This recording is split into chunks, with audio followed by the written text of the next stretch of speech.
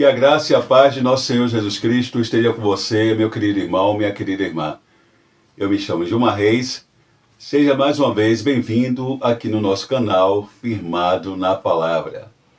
E hoje estaremos estudando a lição de número 9, que tem por título Uma Igreja que se Arrisca. Semana passada nós vimos como a igreja de Jerusalém era uma igreja que enfrentava os seus problemas. E hoje nós vamos ser impelidos a refletirmos o quanto estamos dispostos a nos arriscar por causa do Evangelho, por causa da nossa fé. É bem verdade que muitas das vezes nós não queremos arriscar uma amizade, né? Não queremos arriscar ser colocados de lado por um grupo de amigos por causa da nossa fé. Às vezes não queremos arriscar, né? Não queremos arriscar uma oportunidade de emprego, não queremos arriscar uma promoção na empresa, né? Por causa da nossa fé, por testemunharmos de Jesus. Muitas das vezes não queremos nem mesmo arriscar a posição que nós já ocupamos, uma posição privilegiada, né? Por causa da nossa fé. Muitas das vezes não estamos dispostos, né? Mas nós vamos ver hoje que o homem estava disposto a arriscar a própria vida por causa da sua fé, por causa do testemunho de Jesus Cristo. E esse homem foi Estevão, o protomártir, né? Considerado o primeiro apologista do Evangelho. Um dos 7 homens escolhidos para a diaconia das mesas, mas que também desenvolveu a diaconia da palavra. Estevão foi aquele homem usado por Deus para mudar a história da igreja. E o texto áureo da lição de hoje está lá em Atos capítulo 7, versículo 55, que diz assim: Mas ele, estando cheio do Espírito Santo e fixando os olhos no céu, viu a glória de Deus e Jesus, que estava à direita de Deus. Atos capítulo 7, versículo 55. Essa foi a visão que Estevão ele teve de Jesus, no momento em que ele estava diante ali do Sinédrio, e aqueles homens rangendo os dentes estavam se preparando para martirizá-lo. A verdade prática da lição diz assim: a igreja foi capacitada por Deus para enfrentar um mundo que é hostil à sua fé e valores. E a palavra-chave da lição é martírio, que pode ser definida como tormentos ou morte afligidos a alguém por causa da sua adesão a uma causa ou uma fé religiosa. Essa palavra martírio, ela vem do grego martyrion, que significa testemunho, e descreve a disposição de alguém em morrer ou sofrer com base na sua fidelidade a uma causa ou às suas convicções. E é o que nós vamos ver hoje na pessoa de Estevão. Os textos bíblicos que serão lidos em classe estão lá em Atos capítulo 6, verso 8 ao 15, e capítulo 7, versos 54 a 60. Serão as perícopes que serão lidas nas igrejas locais, onde ocorrerão as escolas bíblicas dominicais. E a introdução da lição diz assim: na lição de hoje, vamos conhecer um pouco mais sobre a vida de Estevão, um dos 7 escolhidos para a diaconia. Quando lemos esse texto do livro de Atos, logo percebemos que estamos diante de uma pessoa extraordinária, de grande fé, cheio do Espírito Santo e de sabedoria, um autêntico cristão destemido. Semana passada nós estudamos a lição de número 8, onde nós vimos como a igreja de Jerusalém era uma igreja que enfrentava os seus problemas. E lá ela teve que enfrentar problemas culturais, né, de ordem cultural, de ordem social, e para tanto escolheram 7 homens, né, de fé, cheios do Espírito Santo, de boa reputação, para realizar ali a questão, trabalhar ali a questão da obra social. E dentre esses 7 homens nós temos Estevão. E é interessante que lá no capítulo 6, no verso 5, Lucas ele coloca Estevão encabeçando a lista desses 7 homens, né? Como alguém que era cheio do Espírito Santo, né? Um homem cheio do Espírito Santo, de fé. E quando chega no verso 8, ele destaca mais uma vez Estevão, mostrando que ele era um homem cheio de fé e poder e que realizava prodígios e grandes sinais entre o povo. Interessante isso, né? Então, Estevão era realmente, como o comentarista coloca aqui, uma pessoa que era usada de forma extraordinária na mão do Senhor. Ele não era do colégio apostólico, mas ele foi um exemplo de um cristão, né? Fiel, destemido, e que se posicionava pela causa do Evangelho. E aí, continuando aqui, o comentarista diz assim: Estevão é um modelo para todo cristão e, sem dúvida, serve de modelo para a igreja do Senhor. Como cristão, pelas todas essas questões que nós já falamos, né? Porque para ele ser um dos escolhidos pela congregação, porque nós vamos lembrar que os apóstolos pedem, né, para a comunidade escolher dentre eles ali 7 homens com essas qualidades, né, de boa reputação, cheios do Espírito Santo, sabedoria, de fé. E Estevão encabeça essa lista, né? Então ele está aí, claro que ele dava esse testemunho, as pessoas viam esse testemunho em Estevão.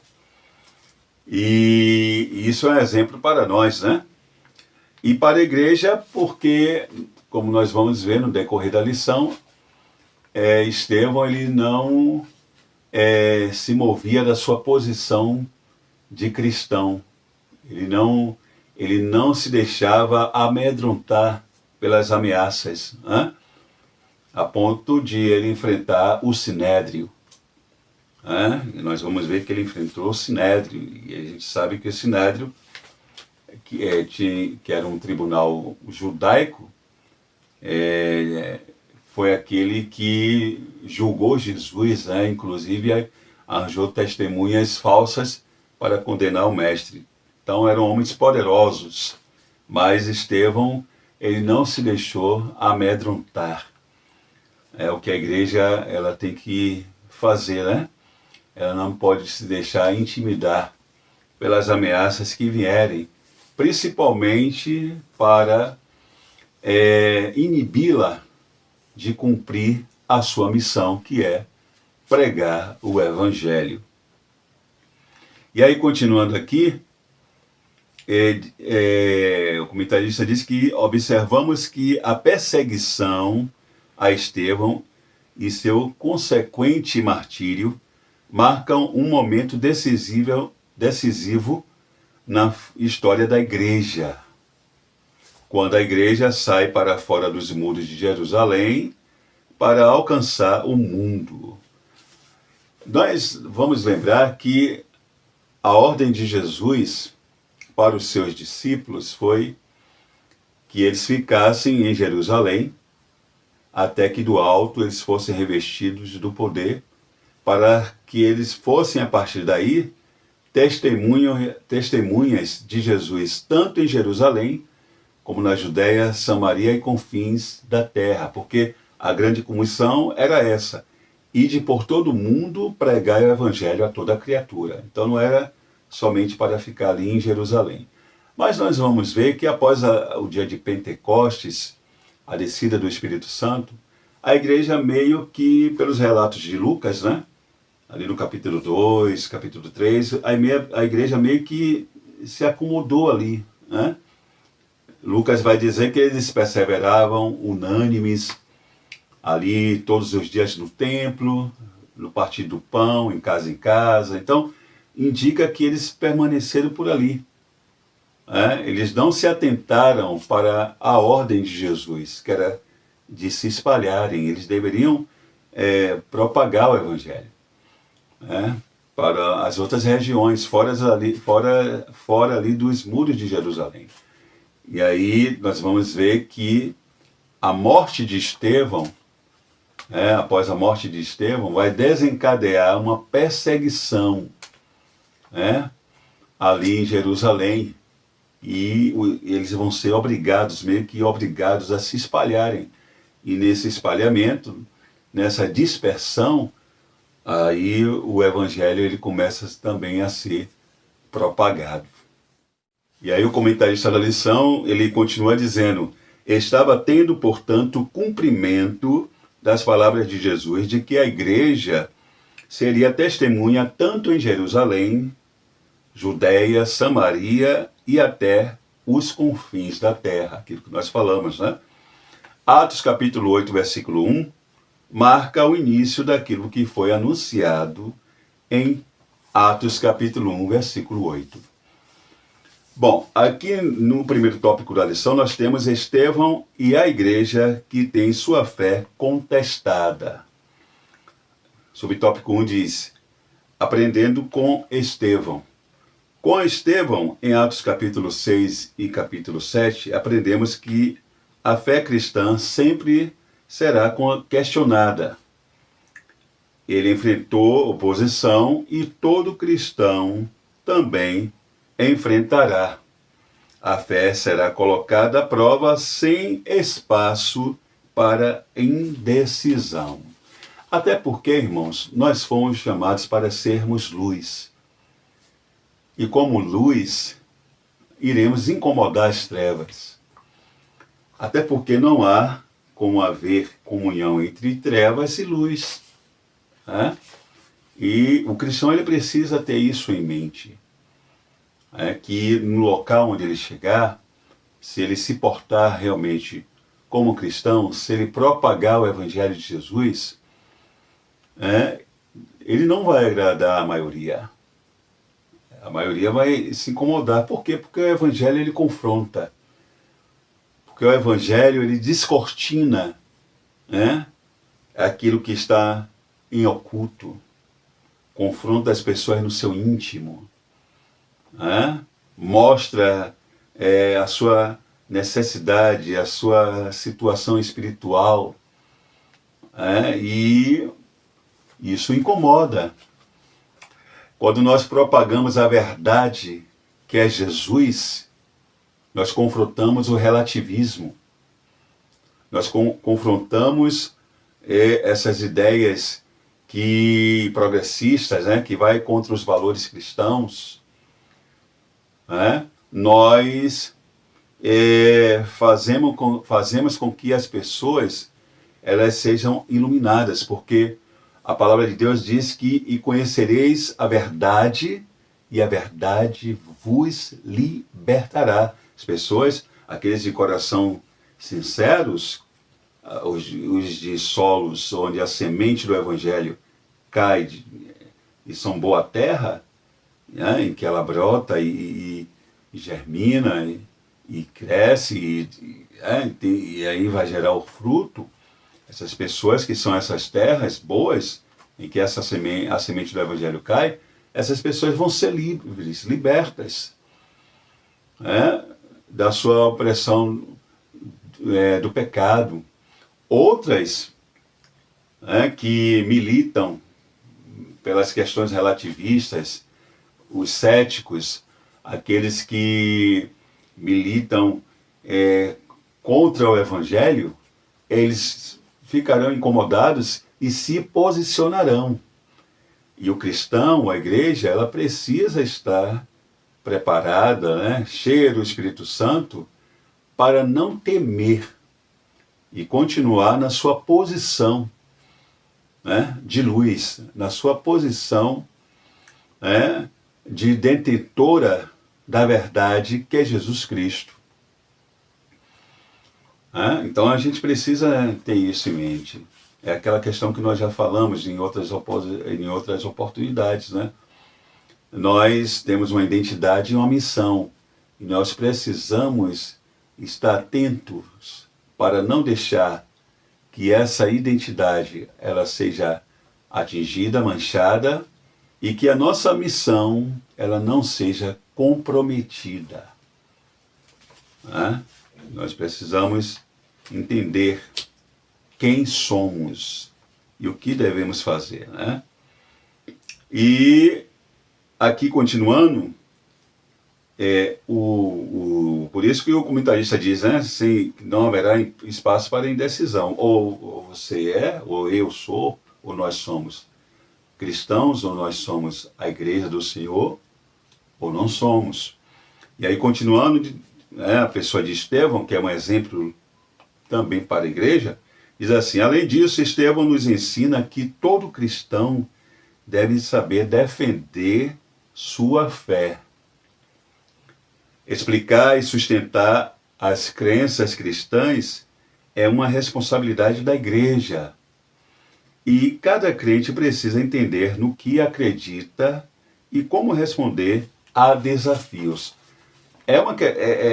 Aqui trata-se de algo que nós até já falamos em outra oportunidade.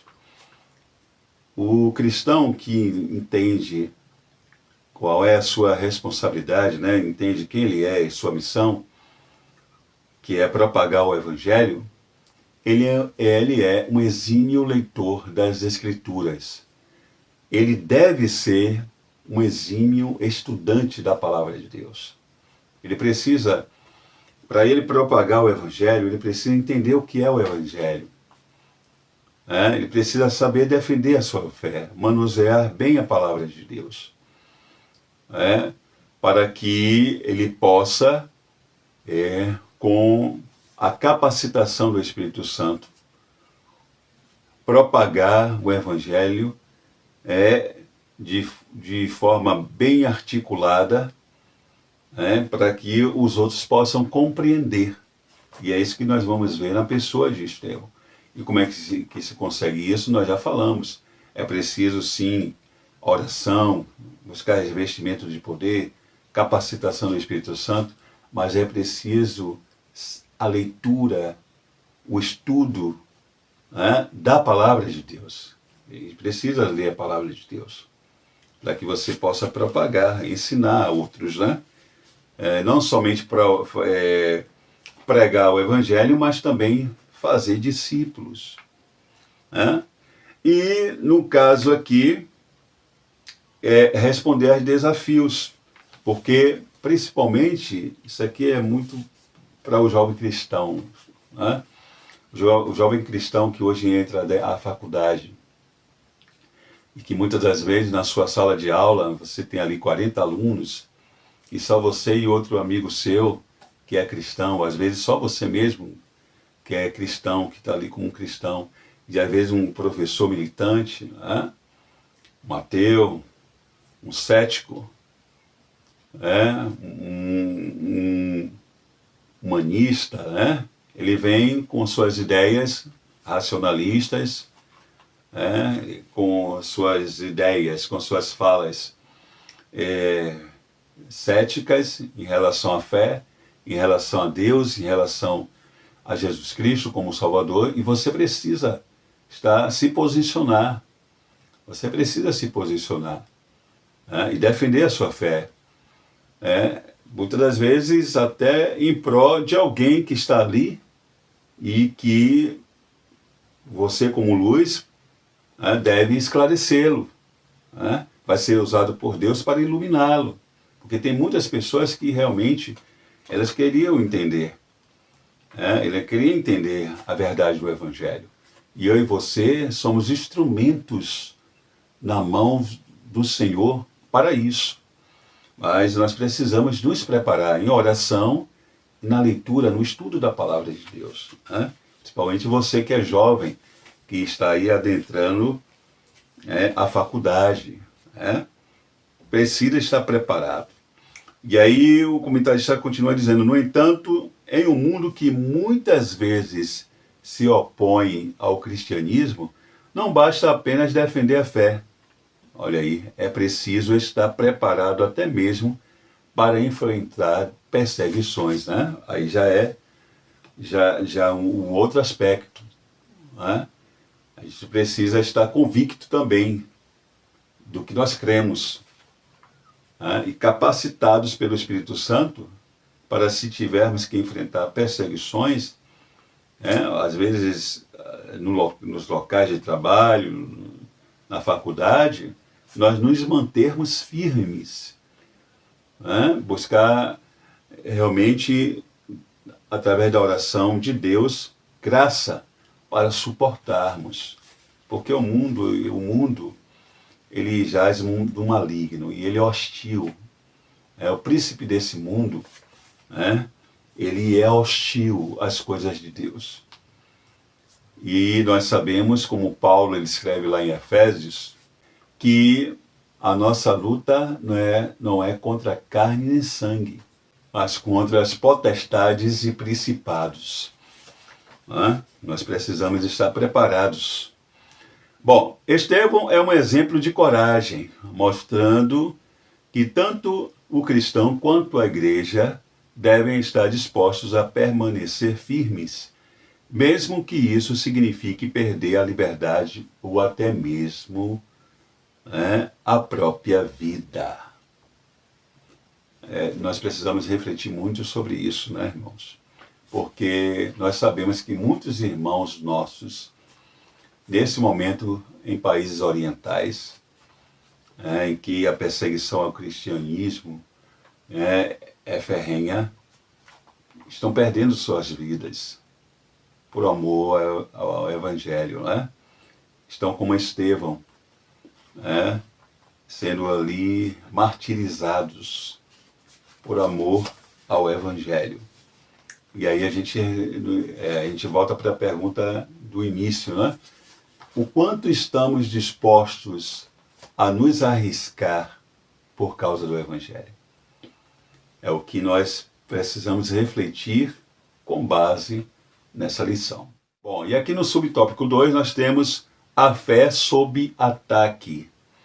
Lucas nos conta que, em um momento do ministério de Estevão, um grupo de judeus que vivia fora de Israel, chamado de judeus helenistas, se levantou contra ele. Esses judeus faziam parte da diáspora, ou seja, eram pessoas que tinham se espalhado por outras regiões, fora do território de Israel. Eles não concordavam com o que Estevão estava ensinando e começaram a se opor ao seu trabalho.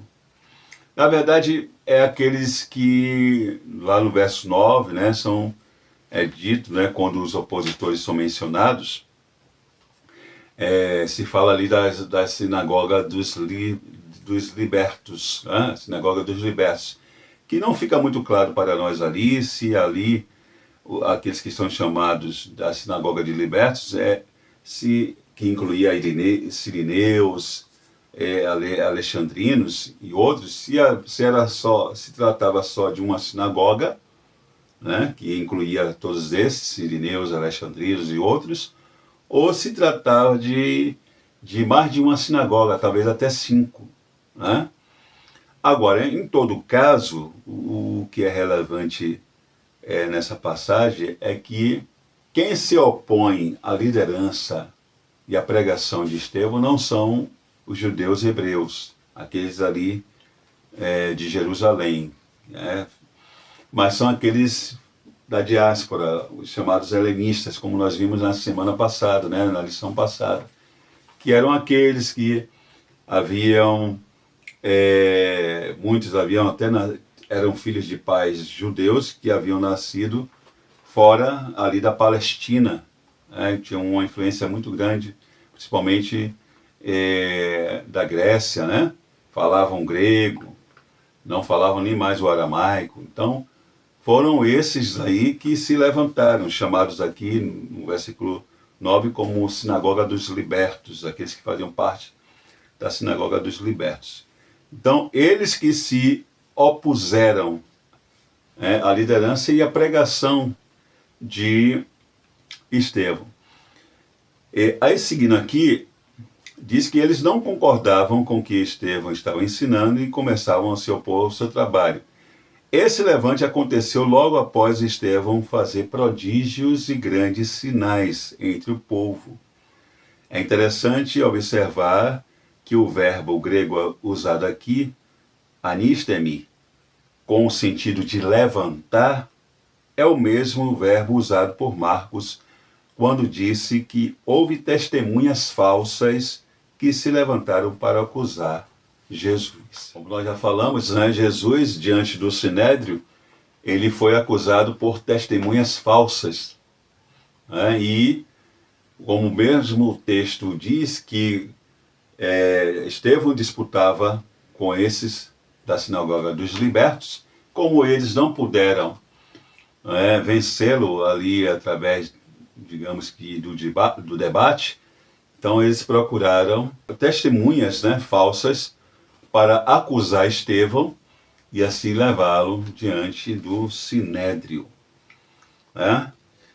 Aí o comentarista lembra que anteriormente Cristo já fora atacado no seu ministério terreno, agora o ciclo se repetia com seus seguidores.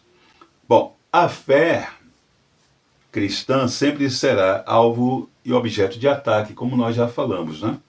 Se a igreja é verdadeiramente cristã, sempre haverá em algum lugar um levante.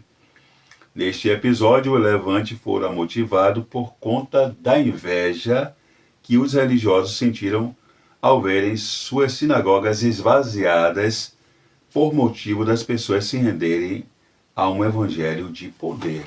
Estevão, ele pregava e realizava sinais e maravilhas, grandes sinais e maravilhas no meio do povo.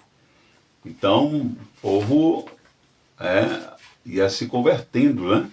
Nós vamos lembrar que, como nós já vimos em lições passadas, que os apóstolos, a igreja ali primitiva de Jerusalém, havia caído na graça do povo. O povo tinha presenciado toda aquela situação, aquele sobrenatural que ocorreu no dia de Pentecostes, teve aquela cura do coxo de nascença na porta do templo por Pedro e João.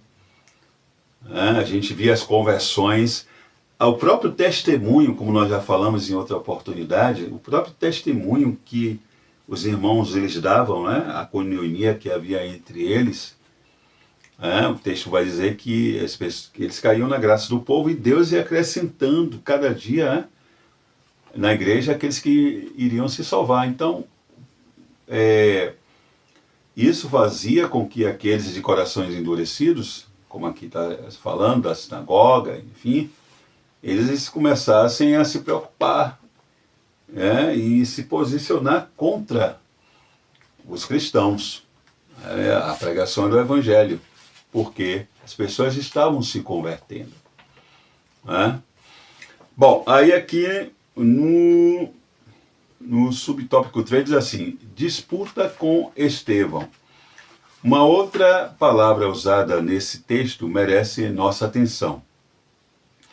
É o vocábulo suzeteor, traduzido aqui como disputavam. E disputavam com Estevão, aquilo que nós já falamos, os debates. Os léxicos ou dicionários de grego-português observam que este termo era frequentemente usado no contexto de discussões religiosas ou filosóficas, onde diferentes pontos de vistas estavam sendo examinados ou desafiados. Era o que estava acontecendo ali entre Estevão e os da sinagoga. Era uma forma de debater ideias e impor aos outros sua forma de enxergar as coisas. Em outras palavras, os judeus helenistas não estavam simplesmente discutindo com Estevão, isto é, batendo boca, mas procurando a todo custo sobrepor sua cosmovisão através de uma narrativa bem construída. Mas quando nós vamos lá no texto, nós vamos ver que por eles não conseguirem vencer nesse debate Estevão, né, eles partiram para, digamos assim, a dissimulação, né? Procuraram falsas testemunhas. E aqui o que é que a gente vê? Aquilo que nós já falamos anteriormente. Por que não conseguiam sobrepor Estevão no debate? Porque Estevão era bem instruído, né? A gente vai ver, se você pegar lá capítulo 7, que está ali a exposição do discurso do sermão de Estevão diante do Sinédrio, você vê que ele conhecia bem as Escrituras, né? Ele articulou bem, ele fez uma exposição bem articulada da história da redenção, né? Começando de Abraão, passando ali por Moisés, falando ali do período de colonização na Terra Prometida, falando do estabelecimento da monarquia, construção do templo, Salomão, né? Inclusive ele fala de Moisés e fala do profeta que Deus, por intermédio de Moisés, prometeu ao povo que um dado tempo iria suscitar um profeta semelhante a Moisés dentre eles, que eles deveriam ouvi-lo, e que era Jesus, né, o profeta. Então a gente vê que ele bem construído. Só você ler lá no capítulo 7, você vai ver que uma exposição bem detalhada, porque ele conhecia bem as Escrituras, e é o que nós, cristãos, precisamos nos preocupar em buscar isso, né? O conhecimento das Escrituras, o estudo da palavra de Deus. Então a gente vai ver que isso aconteceu com Estevão, porque Estevão era um homem bem preparado. Não é à toa que ele é considerado o primeiro apologista do Evangelho. O subtópico 4 diz assim: a falsa narrativa. A igreja sempre teve de lidar e combater as falsas narrativas. Nos dias de Jesus, ele foi acusado de enganar o povo. Quando ele ressuscitou, criaram a narrativa de que o seu corpo havia sido roubado pelos discípulos. O apóstolo Paulo foi acusado de pregar contra o decreto de César, e pelo fato de pregar a respeito de Jesus e da ressurreição, o acusaram de pregar deuses estranhos. Sempre os descrentes, eles vão tentar desacreditar. Hoje não é diferente. A igreja luta em várias frentes com falsas narrativas que a todo custo querem minar o seu testemunho e desacreditá-la. Você pode reconhecer algumas dessas narrativas, né? Nós temos visto aí, né, principalmente o ataque sobre a inerrância das Escrituras, sobre que a Bíblia é um livro ultrapassado. É o que nós temos visto por aí, é uma das construções que fazem, querendo desacreditar a palavra de Deus e, por conseguinte, também o Evangelho. E a igreja ela precisa estar preparada para defender a sua fé, defender a verdade da inerrância das Escrituras, defender o fato de que Jesus realmente foi o Messias enviado por Deus, Salvador do mundo.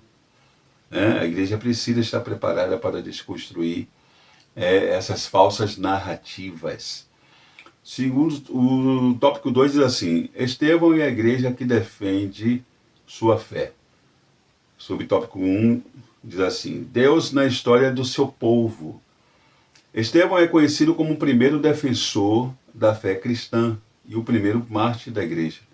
Ele faz uma defesa apaixonada da fé, usando a própria história do povo de Israel como base, né? Como que eu já falei lá no capítulo 7, né? Do livro de Atos.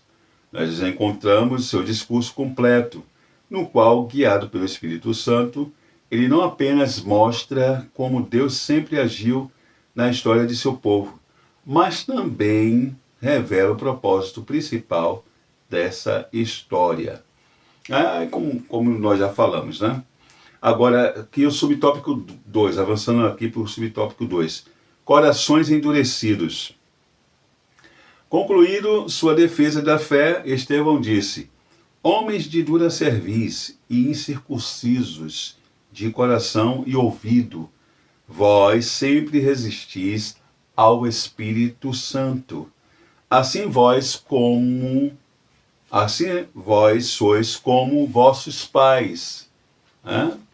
Que no passado também, né?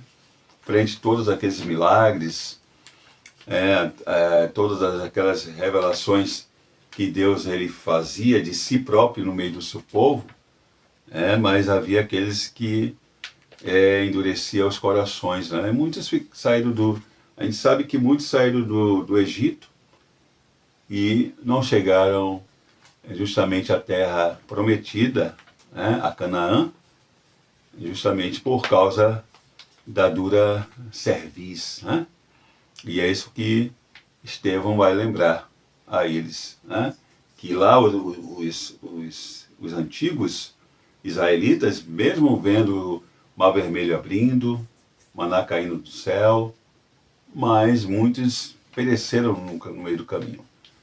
Da mesma forma eles, porque Jesus tinha realizado muitos milagres no meio ali do povo que indicavam, que apontavam e denunciavam a sua natureza divina e a sua identidade como filho de Deus. Mas os de corações duros resistiam a isso.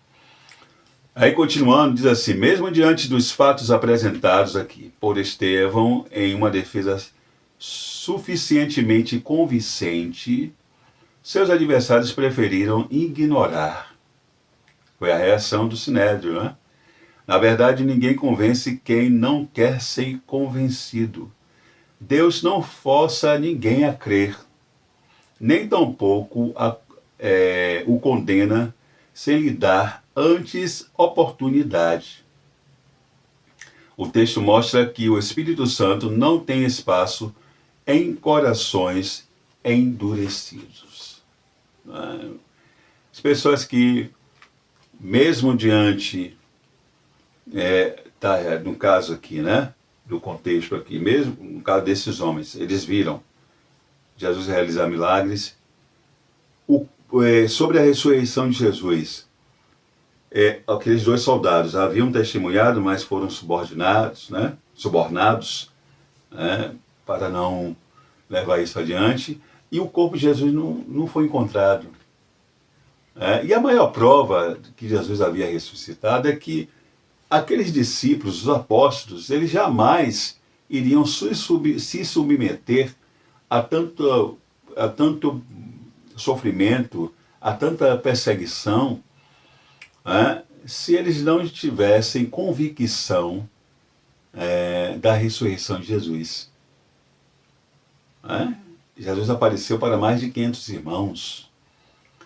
Só 120, estavam ali no momento da sua ascensão. Então, aqueles homens, se eles não tivessem convicção, se eles não tivessem visto Jesus ressurreto, eles jamais suportariam tanta perseguição. Eles suportaram e permaneceram firmes porque eles tinham convicção, eles tinham visto, eles eram testemunha, como Pedro falou, diante do Sinédrio. Será que é justo que nós nos calemos, frente a tudo que nós temos visto e ouvido? Eles viram os dois varões de branco, que no momento em que Jesus estava sendo assunto aos céus, disseram para eles: olha, por que vocês estão olhando para cima? esse Jesus que vocês estão vendo ser recebido no céu, ele há de vir do mesmo modo como vocês estão vendo ele ir. Ô irmãos, então não tinha como, mas aqueles homens, mesmo vendo tanta fé naqueles homens, endureciam os seus corações. É aquela questão, né? Aqui eu abro até um parêntese, né? Só para falar aquela questão de Paulo, né? De Saulo, né? De Paulo, que foi aquele que lá no capítulo 8 está dizendo que presenciou o martírio de Estevão. E segundo alguns historiadores, 2 anos depois ele tem aquele encontro com Jesus no caminho de Damasco. E Jesus diz assim: dura é para ti recalcitrares, né, contra o aguilhão. O que seria o aguilhão, né, de Paulo? Aqui Jesus estava se referindo. O que é que estava tanto incomodando Paulo?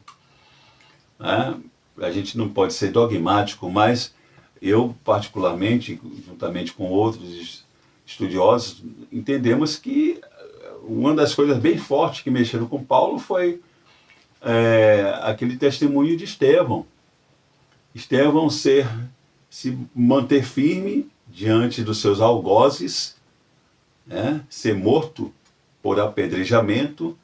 E uma das coisas muito fortes, que quando eu leio essa passagem eu vejo, ele abre a sua boca, né, e diz assim: olha, Senhor, intercede, né, pelos seus algozes.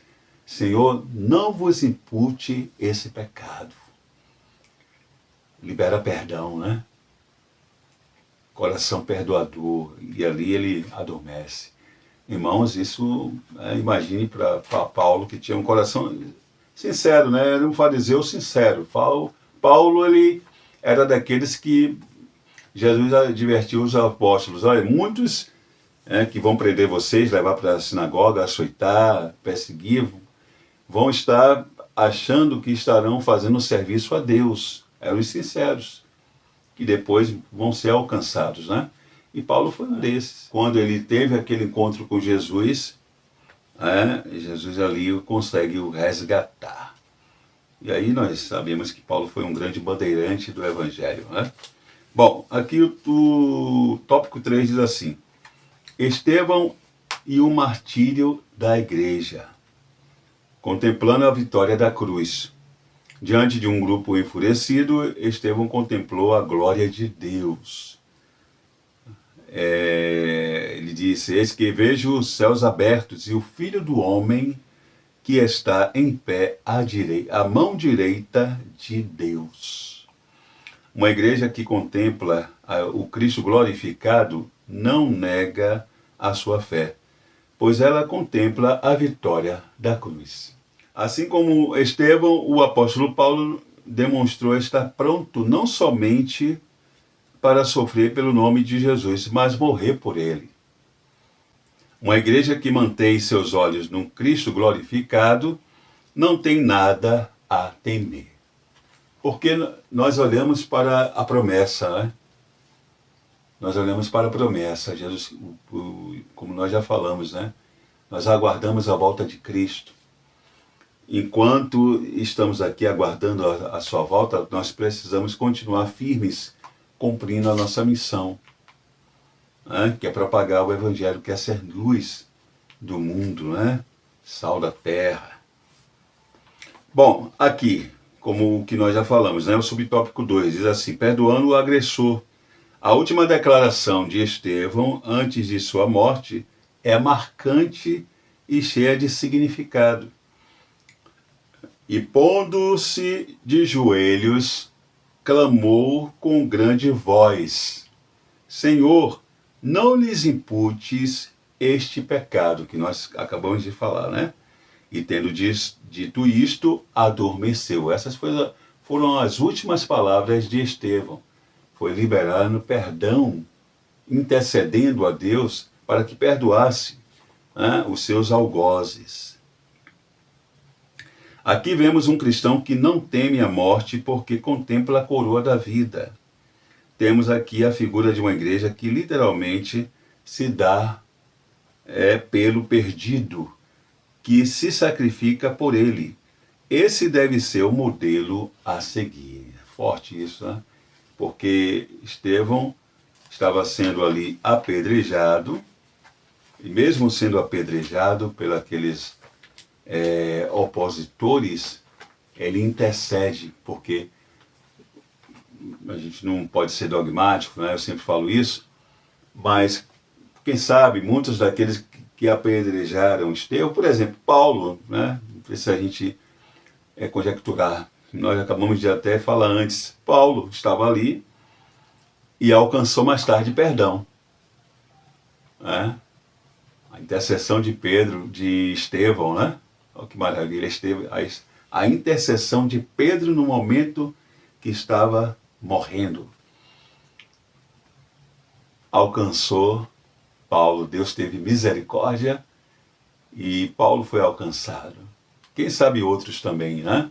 Que não estão registrados nas Sagradas Escrituras. Então, isso aqui é muito profundo, porque esse nível espiritual que Estevão ele havia alcançado, né, irmãos? Um homem que foi, a priori, separado para a diaconia das mesas, deixa esse grande exemplo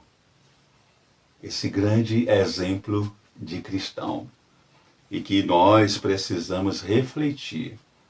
E aí volta a pergunta do início. O quanto nós estamos dispostos a nos arriscar a sermos um testemunho, um exemplo de um cristão verdadeiro? O quanto nós estamos dispostos para ser esse exemplo, arriscarmos até a nossa própria vida? É o que fica para nós de reflexão na lição de hoje, frente principalmente à figura de Estevão.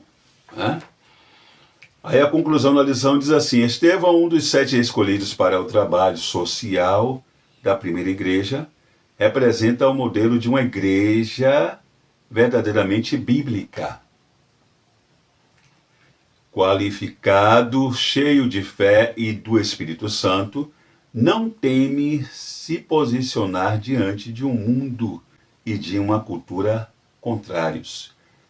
Não teme o sofrimento e nem mesmo a morte na defesa daquilo que acredita e prega. É o modelo de uma igreja que, em vez de ficar em seu conforto, vai até as últimas consequências, arriscando-se pelo seu Senhor. E aqui nós terminamos mais esse vídeo da lição de número 9, que Deus ele possa falar mais aos nossos corações, que possamos, queridos, durante esse trimestre, esse terceiro trimestre, em que nós estamos estudando acerca da igreja em Jerusalém, que nós possamos refletir, cada um de nós, e como nós podemos ser melhores cristãos. Que a nossa oração possa ser: Senhor, me ajuda a ser como aqueles cristãos da igreja primitiva, a ser um Estevão, a chegar a esse nível de espiritualidade, a chegar a esse nível em que eu possa dar testemunho de um verdadeiro cristão, que nós possamos aprender, queridos. Nós possamos não apenas acumularmos conhecimento esse trimestre, mas que esse conhecimento que nós adquirirmos durante essas lições, eles possam se manifestar em nossas vidas, através de ações, de palavras, de atitudes, para que realmente nós sejamos edificados e que essa lição, ela faça, que é a palavra do Senhor, faça a diferença nas nossas vidas. Tá bom? Se você gostou desse vídeo, deixa aí o seu like, Se inscreva aí no nosso canal, compartilhe também com seus amigos. Que Deus continue te abençoando, a você, o seu ministério, sua família. Um forte abraço e até a próxima lição.